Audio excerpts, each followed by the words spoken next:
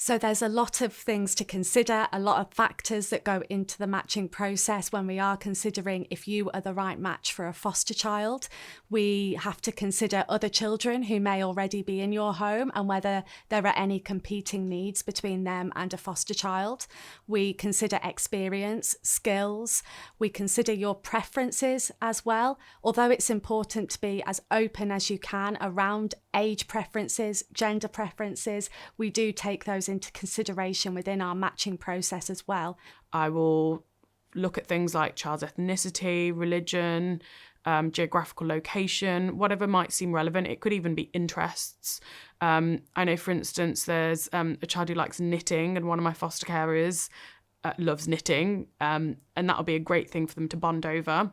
So we do try and factor in as much as we can. You know, things are thought through very well, and if there's going to be a placement match, then it might be you go and meet the child, take the child out, have a day with the child, then maybe work up to an overnight stay with you, and just to make sure everything works. An emergency placement can be slightly different, but they still do try and match. It is always okay to say that you don't feel that that match is right for you.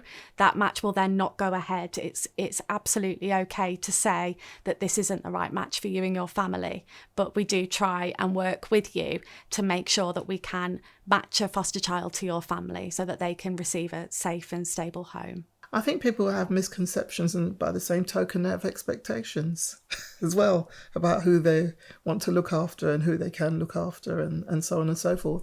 The recruitment process is really excellent in helping you to figure out who you could work with, who you might want to work with in the future, age groups and so on, and to sort of like break some of those fixed ideas. You get your social worker when you first start your process, and you know, 9 times out of 10, you keep that social worker. They do become part of your family, and they sometimes can see, like we've had our social worker up, and I don't think that's a good match for your family, and we've been like, oh, that's great, and then when you look back, you're like, yes, you were right, you know. So listen to advice.